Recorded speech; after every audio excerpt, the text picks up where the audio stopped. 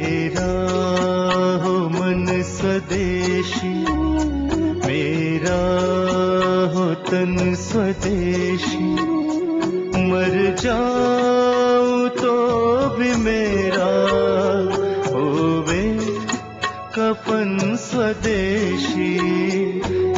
इससे आगे बढ़े तो आपके जीवन के बारे में वो ये कह रहे हैं कि ये एक वेग ऐसा है जिसके बारे में साधु संत और महंत, साधु संत महंत तपस्वी तेजस्वी ये लोग ही हैं जो उस वेग को रोक सकते हैं, बाकी के लिए नहीं है। वो जो साधु है, संत है, महंत हैं, उनके लिए यह है कि वीर के वेग को रोकें,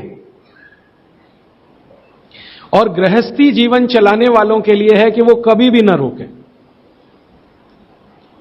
इस पर भागवत जी ने बहुत लंबी व्याख्या की है। साधु संत महंत महाराज साहब ब्रह्मचारी तेजस्वी तपस्वी इस तरह के लोगों के लिए उन्होंने निर्देश किया है कि वो जरूर अपने वीर के वेग को रोकें, और अगर नहीं रोक पाते हैं तो उनकी साधुता, उनकी सन्यासी होने की बात वो कमजोर पड़ती है। और आप जैसे लोग जो गृहस्थी का जीवन जी रहे हैं उनके लिए वीर के वेग को रोकना बहुत ही खतरनाक है। माने इसको उन्होंने काम वेग करके कहा है।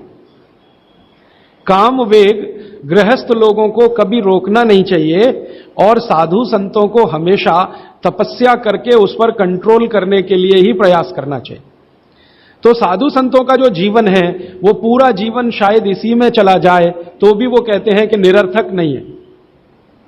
अब क्यों उनको नहीं करना चाहिए, क्यों आपको करना चाहिए, ये विश्लेषण में जाऊंगा तो देर ज्यादा हो जाएगी। आपको संकेत रूप में मैं आपसे कह रहा हूं कि वीर का वेग, काम का वेग, वो कहते हैं सबसे खराब वेग है जो रोका तो आपके लिए, और साधु संत महंतों के लिए कहते हैं कि अगर उन्होंने नहीं रोका तो उनके लिए सबसे ज्यादा खराब।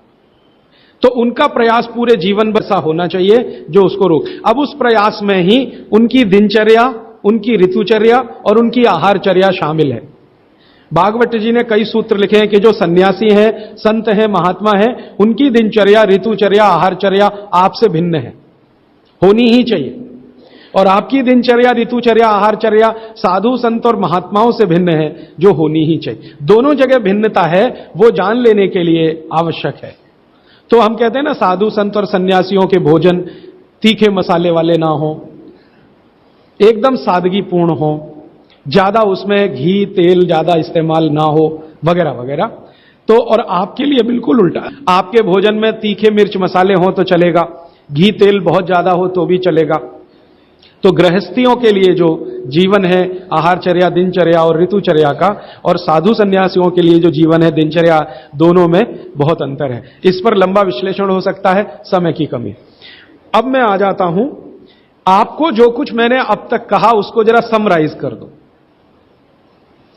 जो कुछ अब तक कहा 6 दिनों में, उसको थोड़ा समराइज कर दूं, और इतना समरी जरा ध्यान से आप सुन लीजिए, नहीं तो फिर से लिख लीजिए। एक बार लिख चुके हैं तो दोबारा भी लिख लीजिए, कोई उसमें नुकसान नहीं होगा। हो सकता है याद ही हो जाए आपको, क्योंकि बार बार कोई चीज लिखे ना तो अच्छे से याद होती है। सुनने से तो होती है, उससे भी ज्यादा याद होती है लिखने से। हो सकता है आपको लगे कि ये तो आपने बोल दिया है, फिर भी मैं बोल रहा हूं क्योंकि मुझे आज पूरा बात समअप करनी है, फिर बाद में प्रश्नों के लिए मैं जाऊंगा। आप एक साधारण गृहस्थ हैं। साधारण गृहस्थ से मतलब जो भागवत की परिभाषा में असाधारण कौन है? जो साधु हैं, संत हैं, सन्यासी हैं, महात्मा हैं, ब्रह्मचारी हैं, ये सब असाधारण श्रेणी के लोग हैं।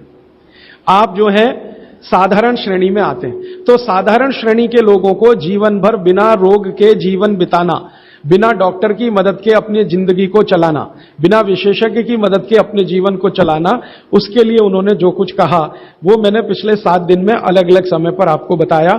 आज फिर उसको कह रहा हूं, रिपीटिशन कर रहा हूं ताकि याद रहे। तो सबसे पहला मुख्य नियम है आप जैसे लोगों के लिए, वो वही है, खाना खाने के बाद कभी भी पानी ना पिएं। ये सबसे जरूरी, सबसे आवश्यक नियम। खाना खाने के बाद कभी भी पानी तुरंत ना पिएं, 1.5 घंटे के बाद पानी पिएं। एक्सप्लेनेशन में पहले दे चुका हूं। अगर आप चाहें तो फिर समझा देता हूं। खाना खाते ही पेट में अग्नि प्रदीप्त होती है, उसको जठर अग्नि कहते हैं। जठर पेट का वो स्थान है जहां खाने का पाचन होता है। हिंदी में उसको आमाशय कहते हैं, संस्कृत में जठर कहते हैं। तो जठर स्थान पे अग्नि प्रदीप्त होती है और ये अग्नि 1.5 घंटे तक ही रहती है। तो 1.5 घंटे तक पानी न पिए तो अग्नि अपना काम अच्छे से करेगी, तो भोजन आपका अच्छे से पचेगा, रस में बदलेगा। और मैंने आपको क्रिया बताई थी कि पहले खाना जो है ना पेस्ट में बदलता है। जैसे आप घुटी हुई खिचड़ी खाते हैं ना, खिचड़ी वैसे खाना बनता है, वो 1.5 घंटे में बनता है। फिर उसके बाद रस निकलता है, और जब रस निकलेगा तब पानी की जरूरत है, क्योंकि बिना पानी के रस नहीं बनता। तो कहते हैं 1.5 घंटे के बाद पेट भर के पानी पिए। यह सबसे जरूरी, सबसे आवश्यक पहला नियम। दूसरा नियम, पानी कभी भी पिए तो घूट घूट भर के पिए। यह मैं बहुत आवश्यक नियम मानता हूं सबके लिए, आप जैसे लोगों के। आप में से थोड़ा अगर किसी को भी धीरज हो, धैर्य अपने जीवन में, तो आप ये चालू कर दीजिए, पानी घूट घूट घूट, जितना कम से कम 1 घूट में पानी पी सके उतना, और मुंह में घुमा घुमा के ऐसे ऐसे कर करके। आप 6 महीने बाद देखना, 6 महीने बाद आपके शरीर की पूरी बायोकेमिस्ट्री बदल जाएगी। सबसे पहली चीज जो आप महसूस करेंगे, आप कहेंगे मैं पहले से ज्यादा फ्रेश हूं, आप कहेंगे मैं पहले से ज्यादा हल्का हो गया, माने वजन कम हो गया। आप कहेंगे पहले से अच्छी नींद आ रही है, आप कहेंगे पहले से अच्छा खाना हजम हो रहा है, आप कहेंगे पहले से ज्यादा मेरे दर्द कम हो गए, जो घुटनों का, कमर का, कंधे का, जगह जगह। आप कहेंगे चक्कर आना बंद हो गए, आप कहेंगे सुबह सुबह उठकर सिर का दर्द कम हो गया। ऐसी 85 बातें आप खुद कहेंगे 6 महीने के बाद। आप करिए इसको। मैंने तो कई लोगों को बताया साल साल भर से कर रहे हैं, 1.5 साल से कर रहे हैं। मैंने आपको एक उदाहरण दिया था, हमारा एक सहयोगी है, कल बेंगलोर में 140 किलो का था, 1 सवा साल से घूट घूट पानी पी रहा है, अभी 70 किलो का है। कोई आसन नहीं करता, कोई प्राणायाम नहीं करता, जिम में नहीं जाता, कोई एक्सरसाइज नहीं करता, क्योंकि उसको फुर्सत भी नहीं है, आईटी कंपनी में काम करता है। लेकिन इतना जरूर करता, पानी जब भी पिएगा घूट घूट पिएगा, खाने के 1.5 घंटे बाद ही पिएगा। यह अद्भुत है। इस नियम को मैंने हजारों लोगों पे करके देखा है, एकदम एक्सीलेंट रिजल्ट है, कई बार तो चमत्कारिक रिजल्ट है। और कारण उसका क्या है? कारण उसका एक ही है कि घूट घूट पानी पीने से ज्यादा लार पेट में जाती है। पेट को हमेशा लार की जरूरत है, क्योंकि यहां एसिड बन रहा है।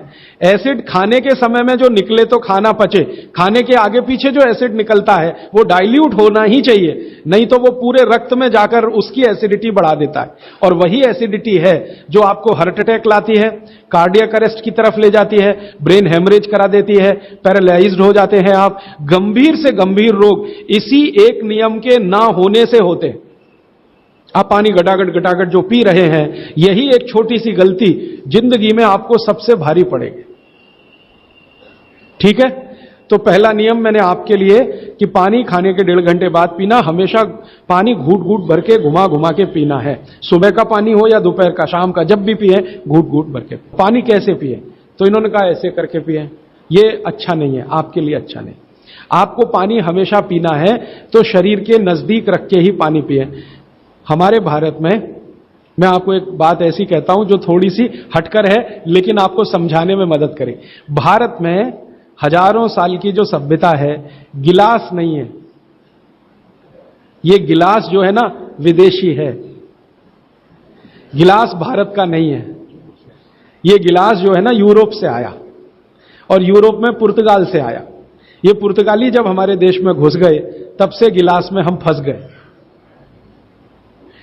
गिलास अपना नहीं है, लोटा है, लोटा।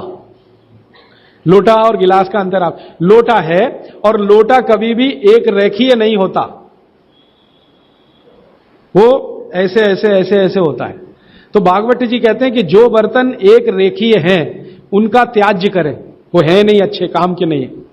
तो गिलास का पानी पीना अच्छा नहीं माना जाता, तो लोटे का पानी पीना अच्छा माना जाता है। अब आप बोलेंगे जी क्या फर्क है? फर्क सीधा सा है, पानी के बारे में मैं बता चुका हूं। पानी को जहां धारण किया जाए वैसे गुण उसमें आते हैं।